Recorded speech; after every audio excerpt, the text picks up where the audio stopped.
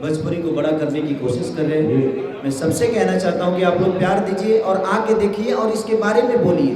आप सबके बीच में अगर मैं कुछ बोल पा रहा हूं तो ये भी पावर आप सबने ही दिया है मुझे। तो आप किसी के पावर को चैलेंज मत करिए, कुछ भी हो सकता है इस धरती पे। नमस्कार, आप लाइव सीरीज देख रहे हैं। आपके साथ मैं हूं वसीम खान। भोजपुरी सुपरस्टार खेसारी लाल यादव पटना पहुंचे, प्रेस कॉन्फ्रेंस किया। प्रेस कॉन्फ्रेंस करते हुए खेसारी लाल यादव ने कहा कि उनके जान को खतरा था, उसकी परवाह किए बगैर उन्होंने एक बड़ा काम किया है। सबसे पहले आप खेसारी लाल यादव को सुनिए। मुझे लगता है कि मेरी ज़िंदगी में मेरे प्रांत का, मेरे जिला का, मेरे बिहार का, मेरे यूपी का, मेरे भाषा का बहुत ज़्यादा योगदान है। नहीं तो सब लोग, मुझे नहीं लगता कि यहाँ जितने लोग आए हैं सब मेरे जीवन के बारे में जानते हैं। कोई ऐसा नहीं होगा जो मेरे जीवन के बारे में नहीं जानता। एक गांव से उठ के आप सबके बीच में अगर मैं कुछ बोल पा रहा हूँ तो ये भी पावर आप सबने ही दिया है मुझे। ऐसा नहीं कि सब लोग बचपन से पत्रकारिता करते हैं, कहीं ना कहीं सब लोगों ने गांव से उठ के यहाँ तक पहुँचे। इसलिए मुझे लगता है कि गांव की जो भाषा होती है, जो गांव का परिवेश होता है, जो गांव की कष्टें होती है, चाहे वो भैंस चराना हो या दूध बेचना हो, तो सबके अपने जीवन में एक संघर्ष है। और मुझे लगता है कि यहाँ कितने लोग ऐसे हैं जो अपने बच्चे को मोबाइल खेलने के लिए देते हैं? एक बार हाँ बताएंगे, एक बार ईमानदारी से बताइए। ये वही कहानी है, इस संघर्ष की भी वही कहानी है कि आज हमारे बच्चे मोबाइल से ज़्यादा कनेक्ट हैं अपने माँ बाप से बहुत कम, क्योंकि उनको माँ बाप का प्यार बहुत कम चाहिए, उनको मोबाइल चाहिए। वो आते ही अपने पापा अगर ड्यूटी से आते हैं तो पापा से मोबाइल मांगता है, पापा के गोद में नहीं जाता। और इसीलिए मैं चाहूँगा कि आप लोग अपने बच्चे को संघर्ष जरूर दिखाइए कि मोबाइल से वो इतना कनेक्ट हो गए हैं कि कहीं ना कहीं हमारे प्यार और हमारे संस्कार से वो वर्जित हो गए। और हम लोगों ने उसी बेस पे कहानी को किया है कि संघर्ष का मतलब ये नहीं होता है गरीबी। संघर्ष हर चीज़ के लिए किया जा सकता है। शादी के लिए संघर्ष, तो बेटा के लिए संघर्ष, बच्चों के लिए संघर्ष, खाना खाने के लिए संघर्ष, कहीं ना कहीं जाने के लिए संघर्ष। तो संघर्ष का मतलब यही होता है कि जीवन अगर संघर्ष नहीं है तो जीवन का कोई मोल नहीं है। इसीलिए आप लोग संघर्ष ठोको। आप अपने बच्चों के साथ, अपने फैमिली के साथ देखेंगे तो शायद किसी भी हद तक आप अपने बच्चे से कनेक्ट हो पाएंगे और आपका बच्चा भी कहीं ना कहीं आपसे कनेक्ट हो पाएगा। तो सिनेमा का मतलब ये नहीं कि हम सिर्फ आपको गाने भर दिए, इंटरटेन कर दिए और उससे हमें कुछ सीखने को ना मिले। इसीलिए हमने कोशिश किया है कि संघर्ष 2 को, एक संघर्ष 1 भी थी जिसमें एक बेटी को, एक गरीब बेटी को IPS बनाया जाता है। हम लोगों ने संघर्ष 1 भी किया था, तो उसका कहानी ऐसा ही था कि एक पिता को बेटा चाहिए और बेटी पैदा होती है और उसको घर से निकाल देता है बाप। और निकालने के बाद ये होता है कि उसी डिस्ट्रिक्ट में वही लड़की जिसकी वजह से घर से निकाला गया था हीरो को, वो बेटी कलेक्टर बन के आती है। तो हम लोगों ने बेटी पढ़ाओ, बेटी बचाओ, बेटी पढ़ाओ का एक अभियान था वो हमारा। लेकिन ये अभियान सिर्फ एक बेटी के लिए नहीं है, उस हर बच्चे के लिए है जो बच्चे आजकल हमसे दूर होके मोबाइल से कनेक्ट हो गए। मैं अपनी भी बातें कर रहा हूँ, मेरे भी 2 बच्चे हैं। जब मैं जाता हूँ तो सबसे पहले उनको मोबाइल ही चाहिए।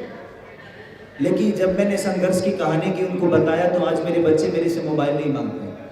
जितना देर मैं अपने बच्चों के साथ रहता हूँ वो मेरे गोद में रहते हैं और मैं उनसे खेलता हूँ ताकि मेरे भावनाओं को समझ सके। आप अपने जीवन की रास्ते को अपने बच्चों को बताइए।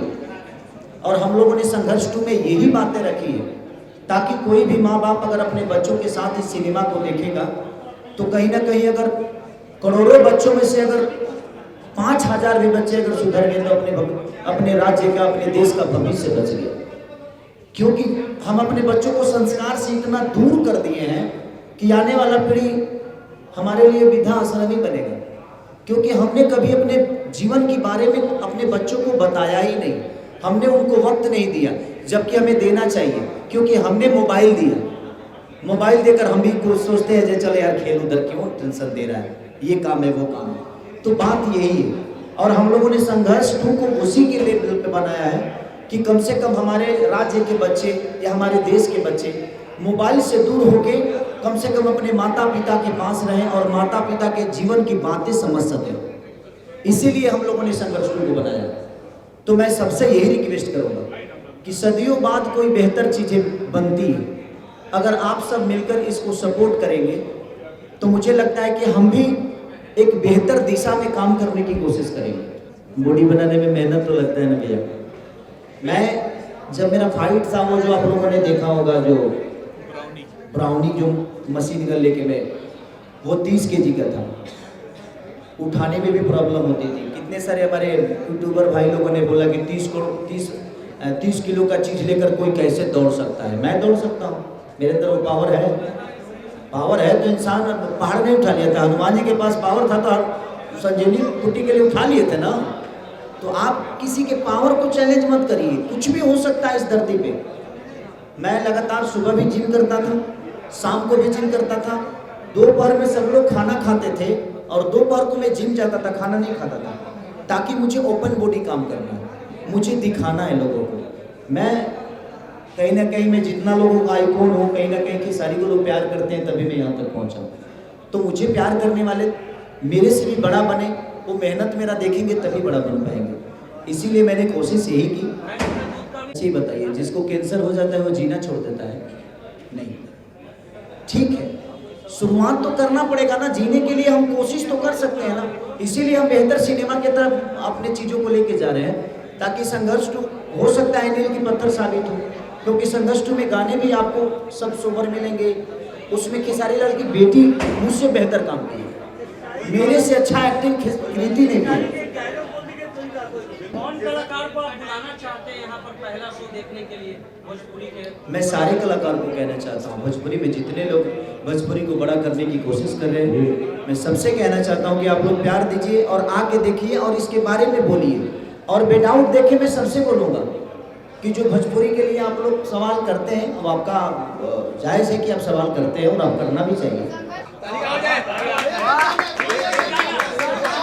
आपने सुना खेसारी लाल यादव को क्या कुछ कह रहे हैं। उन्होंने स्पष्ट रूप से बताया, देखिए संघर्ष 2 उनकी फिल्म आ रही है और उस फिल्म में खेसारी लाल यादव ने खतरों से खेला है। उनके जान को खतरा था जिस तरीके से पूरा शूटिंग हुआ। और खेसारी लाल यादव ने बताया कि कई ऐसे भी स्टंट उन्हें करने के लिए उस फिल्म में मिले जिनसे उनके जान को खतरा था, पर फिर भी बिना परवाह किए हुए उन्होंने पूरे फिल्म को, पूरे शूटिंग को किया। खैर, इस वीडियो में इतना ही। कैमरा पर्सन गुड्डू के साथ मैं वसीम पटना।